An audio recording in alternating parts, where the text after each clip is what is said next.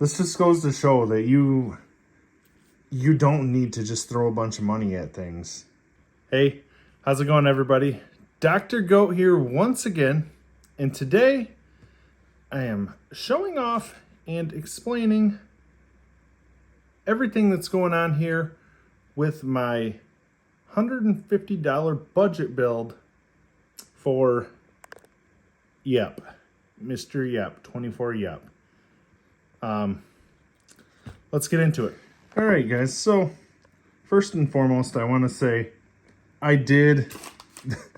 It's a mess up here, but the clips you're going to see of the truck crawling outside on rocks, I did that already. I was going to do the whole video sitting out there, but good golly, brother, it's that time of the year and the mosquitoes are terrible out there.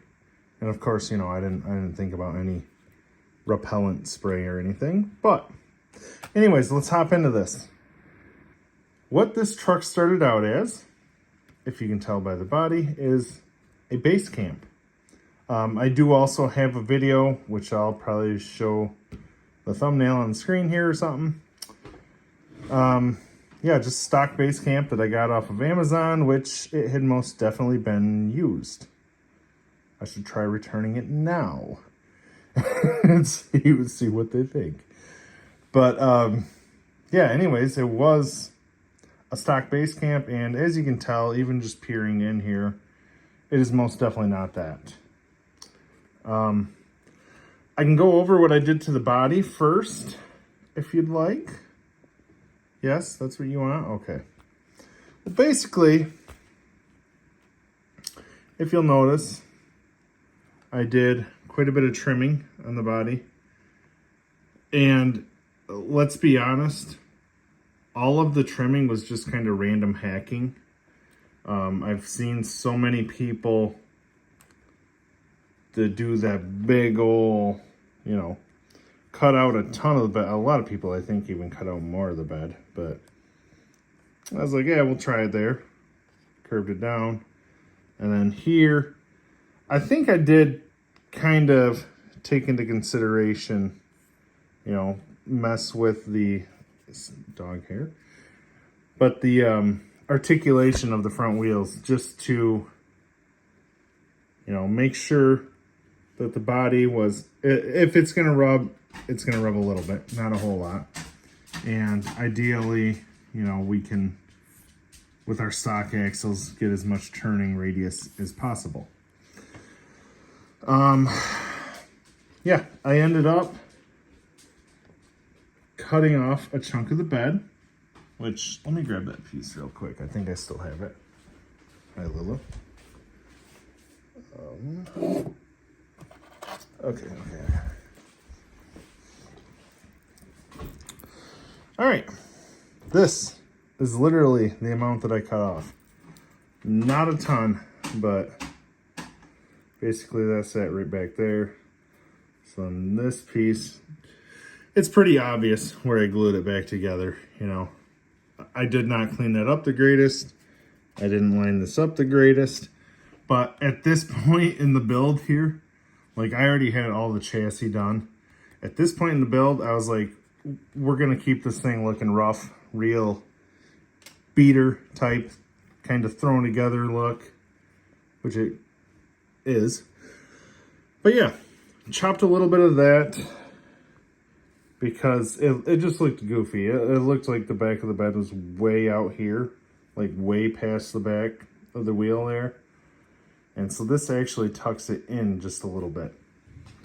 Up front here, this whole cutout right here, if you can see that very well, yeah. That happened only because at that point, if you'll notice my styrene here, I did not have it sticking forward like it is. So I had originally placed the body back a ways, so that really looked like it was sticking out back there. But I had it stuck back a ways to where I needed to cut to make room for the servo horn. So that's the whole reason that's cut out. But yeah, cut that. We did these cuts. I painted the truck. And if you'll notice here in different spots, you see the lighter blue, that's the original color. All I did was paint some brown on it. Painted this other darker blue that I had because I was like, hey, that almost kind of looks like the original color. Which, it's kind of close, it is. I don't know, I just went with paint that I had here. Yeah, then I just sanded spots to give it kind of that rusty look. That's literally all I did. 2 coats of brown over the existing paint, put your final color you want on, and then sand, lightly sand in, you know, kind of random spots in the higher ridges of things. Just enough to ideally just get that brown poking through. But obviously I went a little harder in some spots. And then, yeah, I got a satin clear coat, which I don't know why. It may just be because the paint was wet. Because after I did all this sanding, I literally ran the whole body under in my kitchen sink. I literally just ran water over everything to get all the dust off of it. And I don't know if it's because I didn't completely dry it or what, but yeah, the satin clear that I had went all crackly in a good majority of it. And just because I wanted this truck to look so rough, that's the whole reason that I was like, hey, we'll stick with that. That actually fits the vibe. So that's what we got there. I did cut these out beforehand, which literally drilled a hole in a couple spots on each of the windows. And then I used a soldering iron and just melted along. I did try to scuff it, sand it down, make it look a little better, but yeah, it didn't work the greatest. And again, I was like, screw it. It's supposed to look rough here. At least that's the vibe I ended up going for. So, oh yeah, and all this, like the headlights here, the yellow, the white, the grill that I just kind of was like, hey, we'll try that. Your little taillight up there, taillight here, tailgate handle there. Yeah, all that's just marker, paint marker. So anyways, that's everything for the body. Set that off to the side, and I'll show you what I got going on here. I should say, with the way that 24 Yeahhhh is running this, I am like right at that 150 bucks. So yeah, which honestly, if you buy everything that I've got, you are going to be over that 150 bucks because you can't just buy 2 injora beadlock wheels, at least not that I'm aware of. And you can't just buy the deadbolt rear links without getting the fronts. But anyways, all that aside, let's hop into this. Basically, you can only do 3 3D printed parts, which Mofo, I believe, pretty recently at the time of when I printed this, yeah, put these chassis on their website for free, for download. So this, I believe, is the X. I can't remember. Literally just today, as of this recording, I seen someone say that, yes, they have 3 of them on there, you know, when you download or whatever, these chassis, which I did notice that there isn't like an X, a Y, or something else, whatever. Someone said that there's 3 different links. So I honestly don't know if this is the longest one, if this is the shortest one, or what. I don't know. I just seen it. I thought it looked like a nice looking chassis, and I just went with that one. So yeah, for my 3 3D printed parts, we got boom, boom, both of the rails, and then the motor mount there. That's the 3 3D printed parts I could have. Otherwise, I would most definitely have at least tried to use the body mounts. So anyways, that's that. Again, I have the brass injora beadlock wheels up front. These are just the stock plastic wheels that came with these Proline trencher tires. I do have the Proline trenchers up front as well, just the stock foams here. We have the PTK servo. I do have injora brass knuckles. I tried trimming, I probably can't get it to show. I tried trimming on the axle. I think I needed to trim up a little higher and down a little lower for where it hits, because I honestly don't know if I got any extra articulation out of that. But oh well. We have Injora 39mm shocks, which I have not put any oil in them. I don't know. They seem sticky, but it also seems like they're working pretty well how they are. So I've just kind of left them. We do have the stock transmission with the Injora 50T brushed motor. Stock electronics here. I have one chassis brace that I got from 24 Yeahhh's website. I don't even remember what color it is, but works well to wrap this servo wire around just to clean things up a little bit. Okay, the links and drive shaft up front are stock. Same with the dog hair. I think that's everything there. Back here, I went, like I said, deadbolt length rears. And then, of course, I had to get a drive shaft to fit for that. So that's our little bit of weight in the rear there, which I still feel like this thing is so light in the rear. If you try going on a steep downhill, it wants to lift terribly. We are going to weigh this in just a moment. Real quick moment. Oh, I should add too. I don't even remember what they were. I think 218 gears from Injora. I forgot. I put those in the rear as well. I don't think we have anything else going on here besides styrene. I used a sheet of styrene, bent it, whatever, glued a couple magnets on. And then here I've got the 3M dual lock for the battery over here. If you'll notice, these little side trays, they don't match at all. These were, once again, just like this, just like that, just kind of, boom, cut it. Use a little lighter to heat it up. I literally bent it over the side of the table here to get the bend.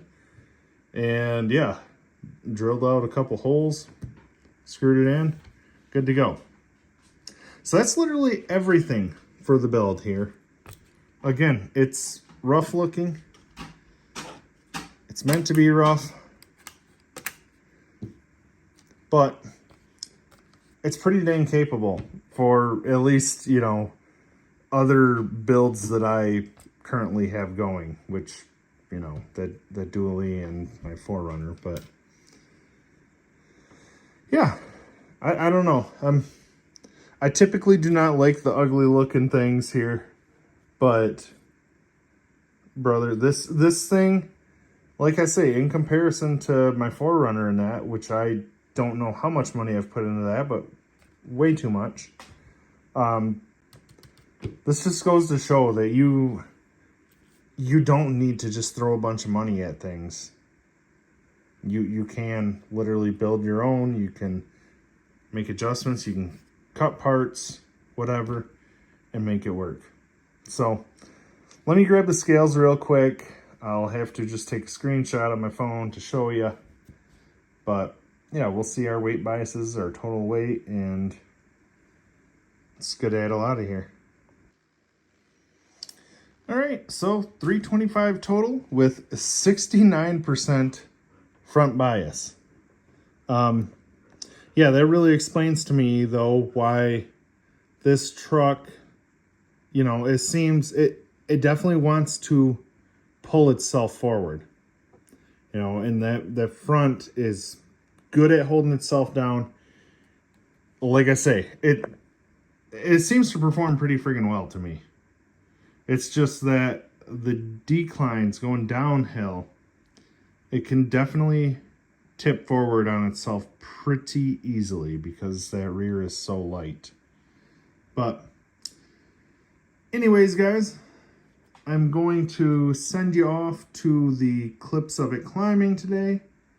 Yeah, if you enjoyed the video, please be sure to give me a thumbs up. I'd really appreciate it. Drop a comment down below. Let me know, you know, what you may have done differently if this was your build. And as always, please subscribe, and I'll see you guys next time.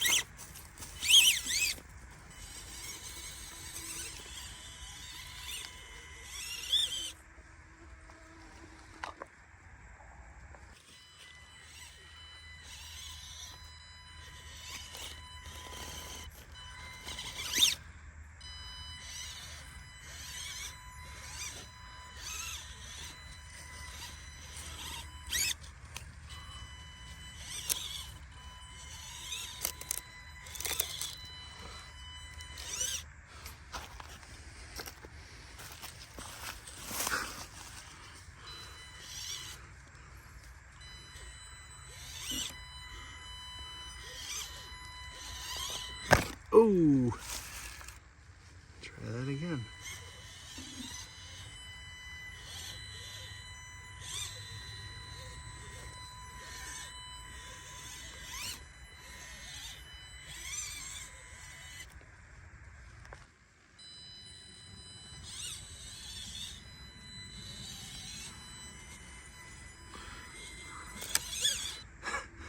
Little pop of the body.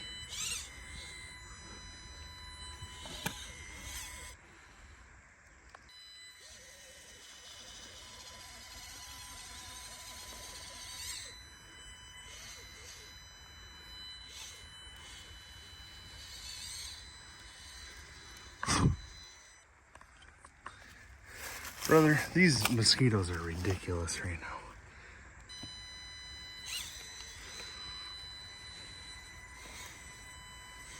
Come on.